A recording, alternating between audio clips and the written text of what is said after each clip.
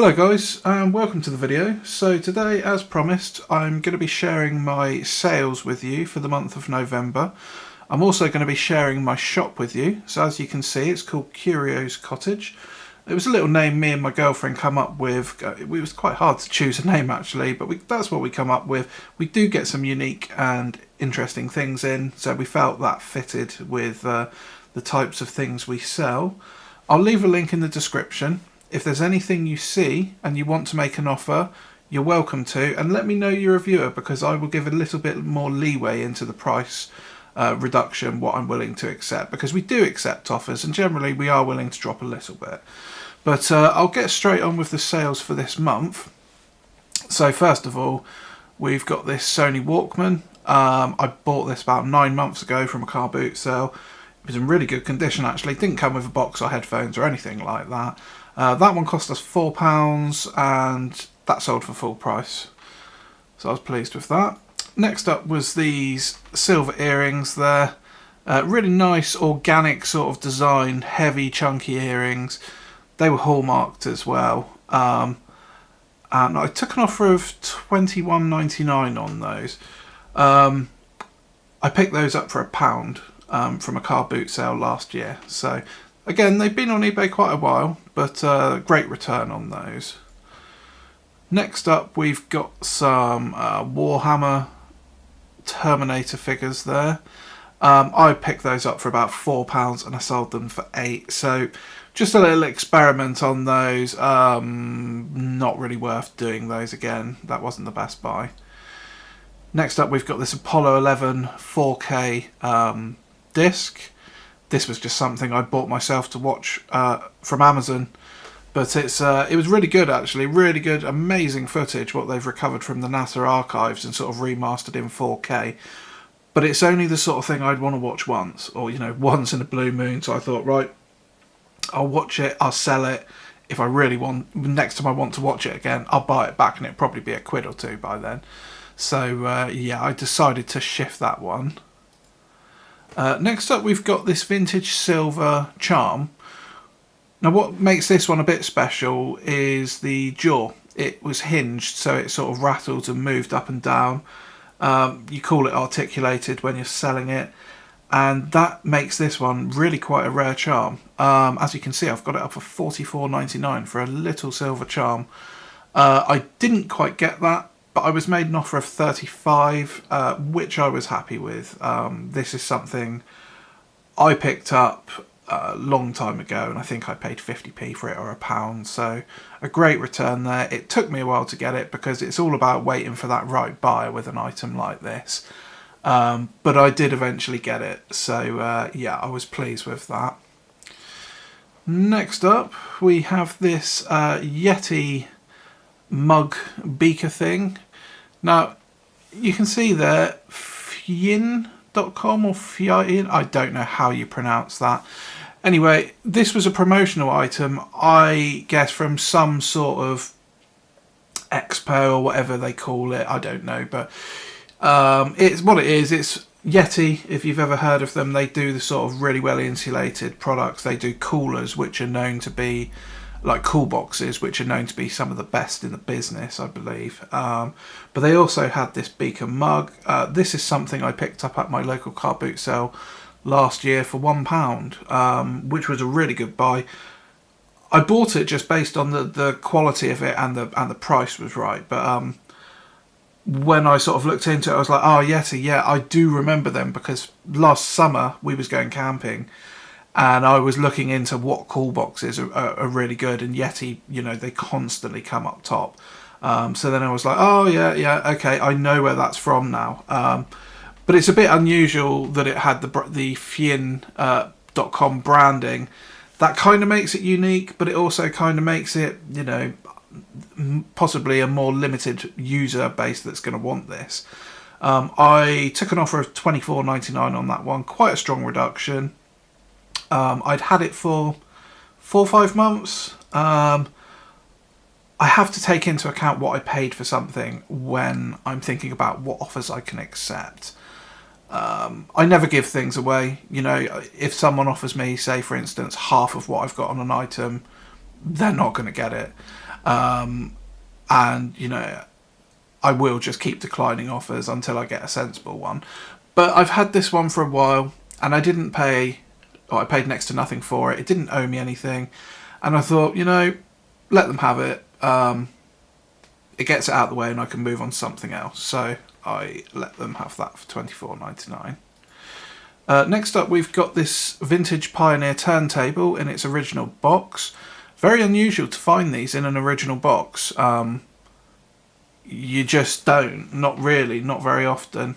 And it had all its original packaging, which was nice as well. Now, I paid £8 for this. And that, again, was last year from the car boot sales. Now, I've had this online for sale for, well, since then, at least 5-6 months. Someone made me an offer of 30 on it, and I accepted. It's not quite the profit I was looking for, but it is still a profit, and it was taking up quite a lot of room. I don't have a dedicated storage unit or anything like that, so I have to make use of what space I've got, and this thing was taking up room. Now, you'll notice I've sold this as untested for spares. You can just see in the title there. For me, this is the best way of dealing with things like this. I could have tried testing it and I probably could have got a little bit more money, but at the end of the day, you're then open to, if it gets damaged in the post, you're then open to them saying, right, I want to return it or I want a refund. When I sell it as spares and repairs, I'm not giving any sort of indication of it working. And, you know, it is bought as spare parts. You get less for it, but you've got less chance of anything going wrong. So, yeah, that went for 30 and I was okay with that. Next up, we've got this Royal Air Force blue baseball cap. Nice thing. It was in good condition. It didn't appear to have been worn. As you can see, it was really nice and clean. That was £2 and I took 11 for that one. So I was happy with that. Next up, we've got this Moon Celsius or centigrade from Paris. Costume jewellery, sort of stretchy bangle, but it was a nice one. All those stones were like an agate. They were cold to the touch. It was really quite nice. I've had this on here for almost a year. So I was really glad to see the back of that, and it went for £15, which I was happy with. Next up, we've got a movie poster. This was a really old poster. It's known as a quad film poster, 1974. If you look at the bottom there, you can see some creasing, some damaging. It's all been folded, so it wasn't in the best condition. I bought this last year for £3 from a car boot sale.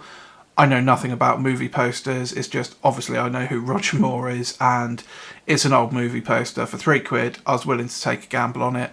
I got the full asking price for this one, and I've had this one for sale for almost a year. So, very pleased to see the end of that one. Nice profit, but it's a very niche thing, and it took time to get that profit. Next, we've got this World of Tanks medal. Obviously, World of Tanks is a free-to-play online game. It's been around for a long time now. But I bought this medal. I paid £2 for it, which was too much, really. Again, it took a long time to sell, but we eventually got there. There's a few quid profit there, but it's not massive. Next, we've got these vintage seed pearl and garnet necklace. Quite nice clasps on those. Very pretty little things. Not valuable, and I wouldn't even say particularly commercial. It took a long time to sell, but the nice thing is these cost me £1 and I got $18.99 for them. So they took a long time, but it was a good profit margin when they did sell. Next, we have a Creative Covers. Now, this is a novelty Scooby-Doo golf club cover. When I saw this in the charity shop, I thought, what on earth is that? But it was quite easy to work it out because it did sort of say on the little label that it was a golf club cover from Creative Covers. Paid £1.50 for it. Put it up for $14.99, which, going by previous sold items, was a fair price for it. And this one actually sold within the hour, so I'm sure that's going as a sort of novelty Christmas gift for somebody. Amazingly quick turnaround on that. It's one of the quickest sold items I've had in a long time, so that was pretty cool. And last of all, we have this antique Victorian miniature silhouette painting. This is really quite small, not very big at all. I picked this up for £2.50. I actually got two of them. One's slightly different design. Antiques is something that I have a reasonable experience with. It's a hard one to crack, certainly from the charity shops, because generally they will pick antiques out. However, these two were sat there for £2.50 each on the shelf, so I grabbed those straight away. I have seen similar things and I knew they were worth more than that. I took an offer of £44 on this one, and that was my last sold item yesterday.